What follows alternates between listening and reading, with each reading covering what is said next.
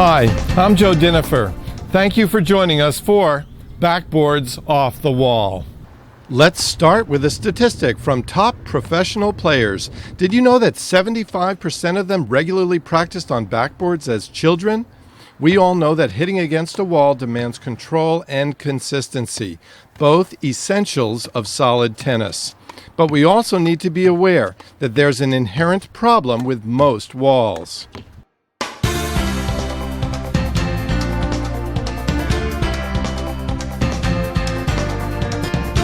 On straight flat walls, whether made out of brick, concrete, wood, or fiberglass, the trajectory of the ball is radically different than real tennis rallying. I can safely say that every single ground stroke hit from the baseline in tennis has an arc, no doubt about it.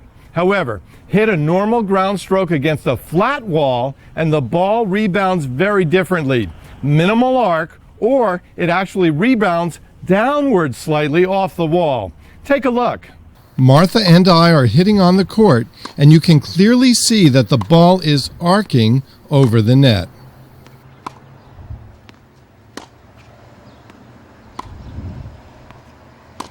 Against a straight wall, the ball generally rebounds downward and lands considerably shorter than normal. The result? Players try to hit harder just to get the ball to reach them. Take a look at a tennis-playing friend, the one and only Bijou. You see, when you swing harder than normal to increase the distance of the rebound, you get in bad swinging habits and lose control. If you overswing like Bijou, practicing on straight backboards can hurt more than help. That said, there is a solution if you only have a straight wall available for practice. Just let the ball land or bounce 2 times before hitting it. Let's watch. You will gain more time to prepare and not overpower your shots.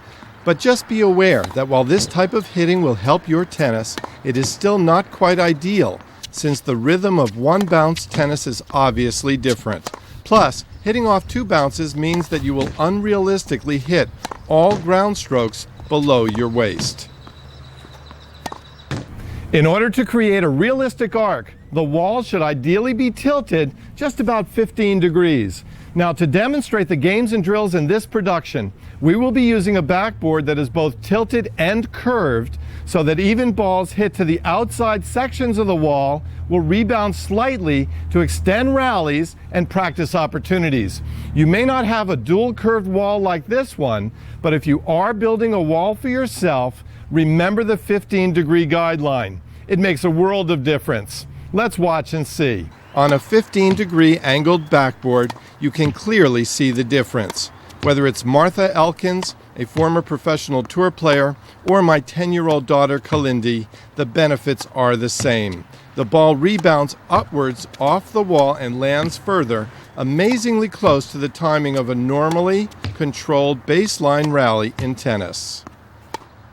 Since we called this program Off the Wall, we better get started with some actual games and drills. But first, one more important point. In a normal tennis game, you'll hit the ball about 150 times per hour. Against a ball machine, throwing the ball every 4 seconds, you'll hit about 650 balls in an hour, including downtime for ball pickup. But on a backboard, you get the most practice by far and can hit up to a whopping 30 balls per minute or 1,800 balls per hour, and using just one ball. Have fun.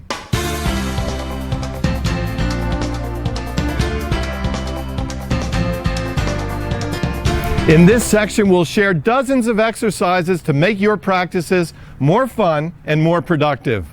We will not cover the often boring basic exercises such as hitting 10 forehands in a row and then 10 backhands in a row. On the other hand, we'll offer creative ideas for players of varying levels to get more out of their backboard experience. Let's get rolling.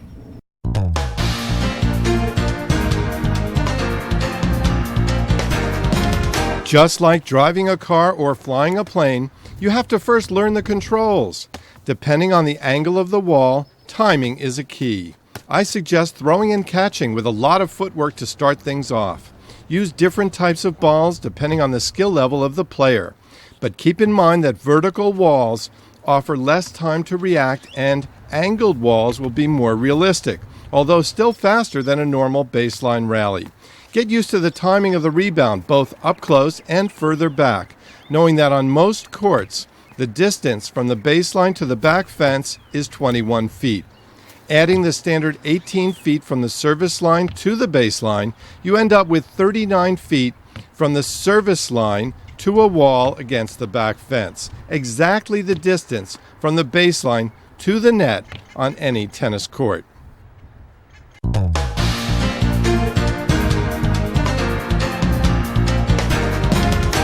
I have to admit, we had a little fun with Bijou on this one. Although he's funny to watch, the learning outcome is important. You see, even before using rackets, if you can add even more intensity to footwork and positioning, then any athlete will play better. Put a belt, strap, or rope around your elbows and chest. This way you'll have to move more and reach less. With 2 players, you can play a game. Just specify whether you can throw into the entire board or a smaller area, and also whether you can catch on one bounce or out of the air as well.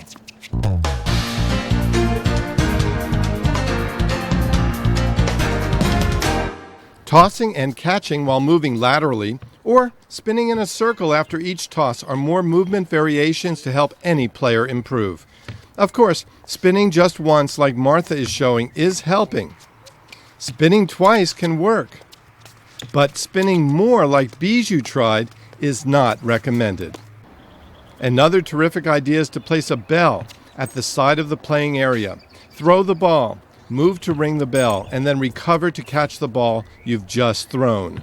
First try this exercise with 2 bounces, then speed up to 1 bounce. And for the most challenging variation, give this idea a try without a bounce. Now that's a tough exercise.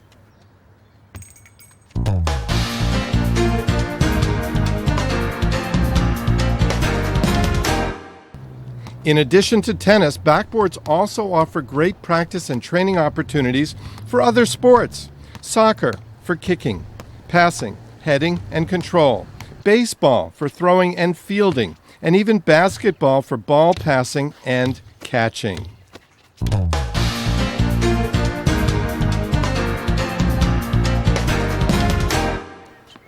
Most of the previous exercises can also be performed with rackets. One word of advice is to start off close to the wall and then hit with backspin and a short swing length. You will benefit greatly from the control skills you gain and naturally improve angles, dinks, drops, and volleys, all great skills to better tennis. Think of these shots as the basics of driving a car or flying an airplane. Master the basics first, and then you can jump to a long cross-country drive or even flying over the ocean.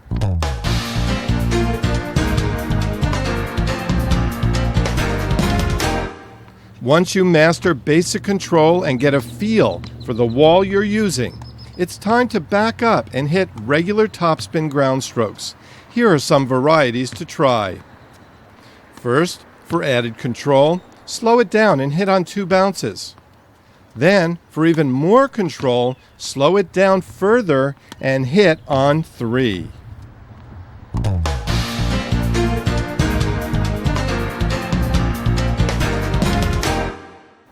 Once you have control with your ground strokes, try this exercise. No, not the way Bijou is demonstrating.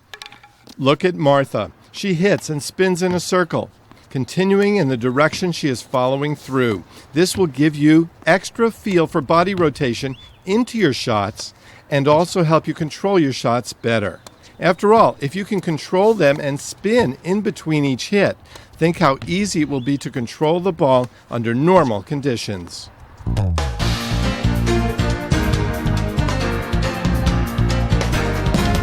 We all know that net clearance and depth on ground strokes are keys to successful play. In this simple yet challenging exercise, Martha has set up some lines to challenge herself. The baseline is her own service line, but her ground strokes must land behind the rubber throwdown lines to be in play. She is working for consistency and trying to hit 10 in a row.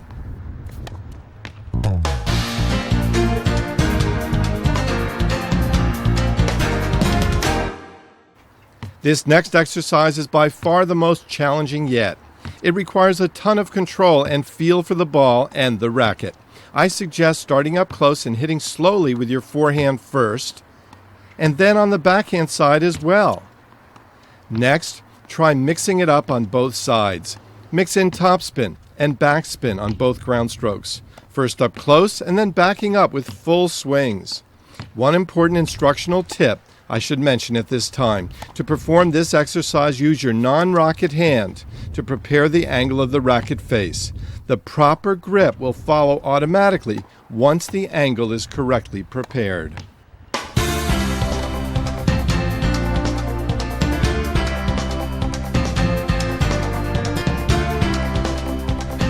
Another great way to practice on backboards is to drill the volley. This is particularly where angled walls can make a huge difference. Take a look. On angled walls, the ball comes off the wall with an arc, making volley practice especially realistic. As compared to flat walls, where you have to hit the ball high up on the wall in order to create a rebounding arc that allows continuous play. In this section, we'll run through some basic and not so basic volley exercises to give you a bunch of options to choose from in your practice sessions. So let's play volley wall, and yes, spell wall with a W. Depending on your skill level, start off close with control volleys and then back up. I suggest adding some variations like catch and hit right off the bat. Even more challenging is catching the ball on one side and hitting it with the other. And finally, take a look at Bijou, trying the hardest one of them all. Volley against the wall, catch the ball, tap it up off the edge of the racket, and then volley it into the wall again. He makes it look easy, but you can be sure it took quite a lot of practice to get that one.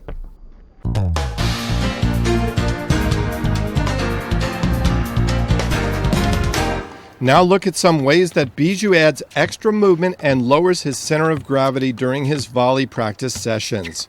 First, try touching the butt of the racket to the ground. Next, to get even lower, try reaching down and touching the ground with your hand. Great effort, Bijou.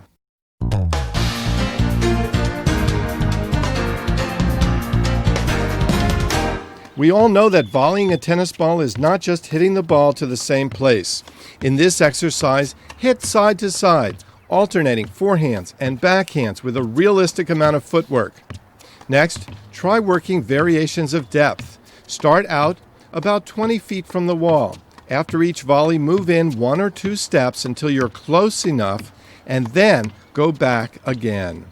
The key to this exercise is controlling the ball by keeping the racket strings going forwards towards the wall. Don't swing around like in a ground stroke. In fact, take another look at Bijou.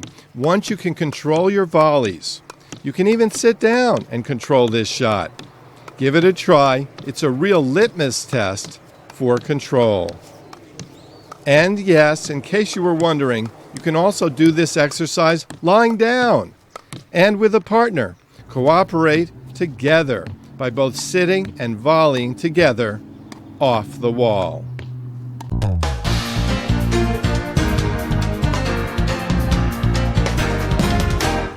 Now let's move to one of the most exciting shots in today's tennis, the swinging volley. This is one shot where the extra time and arc offered by an angled wall can really make a difference.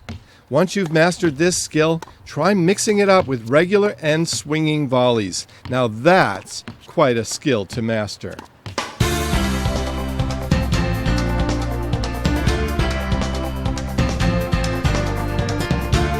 This is the final section of this footage on backboards. In this portion, we will demonstrate games and exercises that are definitely winners, unusual drills that are both unique and skill building at the same time.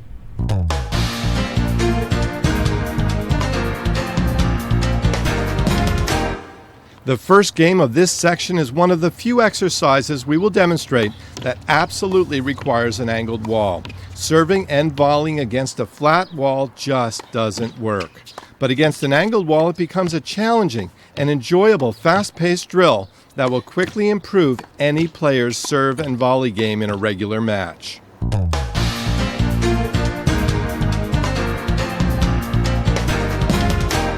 An often overlooked game with a backboard is to play a set of singles.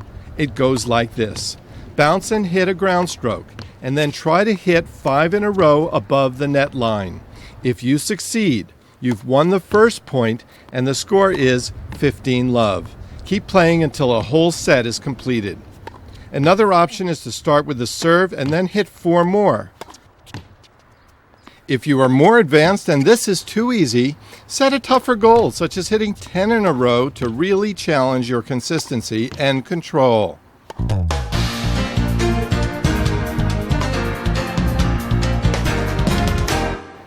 In this exercise, rubber lines are laid down to divide the backboard rebounds into 2 halves. The rules are simple. Try to hit 10 in a row, but you must hit the ball on the opposite side with the opposite shot. For example, when the ball lands on the backhand side, a forehand must be hit, and when it lands on the forehand side, you have to hit a backhand.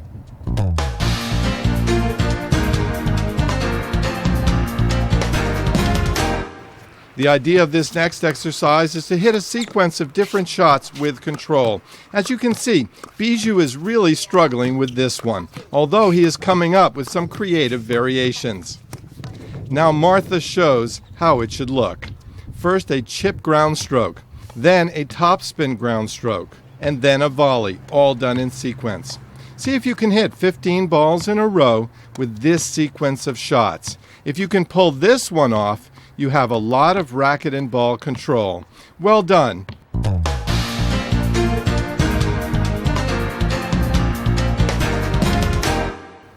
Now let's look at Bijou demonstrating a drill that most court clowns don't have a chance at successfully performing.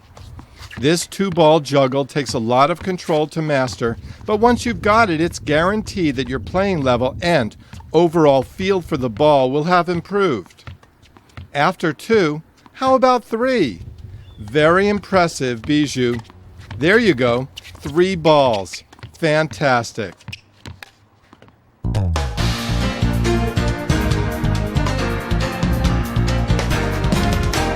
This next one is a competitive control game for 2 players. Using rubber throwdown lines, create a middle alley that's about 6 feet wide. Like other cooperative games, set a rule that the ball cannot land past the service line, which now becomes the baseline for this backboard drill. Players alternate hits, and the ball must land in the middle alley. Players should get creative in this game and use varieties of spin and also hit ground strokes or volleys, depending on their position.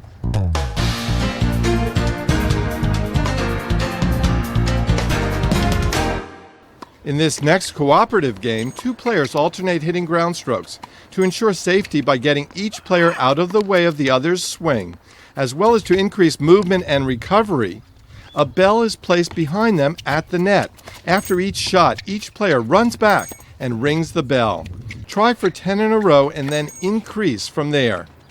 Other options without the engaging sound of the bell are to touch the net, or run and touch a foot inside the doubles alley on either side to emphasize lateral movement.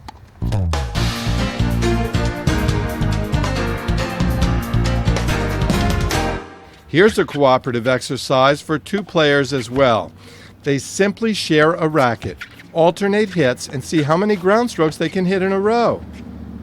Then, for an even greater challenge, give it a try with volleys. And finally, for the biggest challenge, alternate 2 volleys and then 2 ground strokes. This is a tough one. Great job.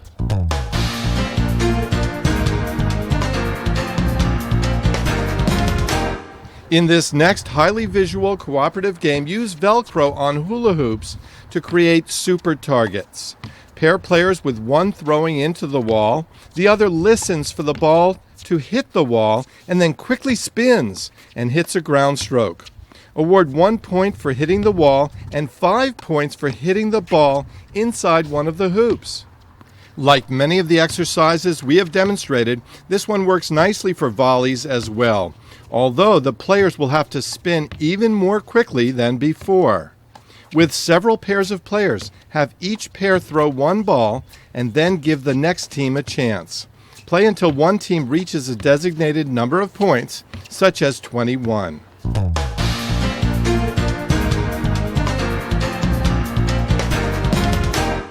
Here's an exercise similar to the last one in that two players are involved, and one is throwing while the other hits with a racket. But this is where the similarity ends. Now the two players are competing. The throwing player must catch the ball and then has 2 seconds and only 1 step to throw the ball just caught. You might be surprised that more often than not, the player catching and throwing the ball will compete quite evenly with the hitting player. This video actually brings me back over 35 years, since as a junior player I loved hitting on walls. Yes, I admit it. I was the kid who broke the garage window panes repeatedly while trying to hit the tennis ball against the lower wooden section. When my mother had enough, it was off to the nearby schoolyard to hit against the brick walls of the building. So whether you have a straight wall or a modern angled backboard, try some of the games and drills we have just demonstrated and have fun. Thank you for joining us.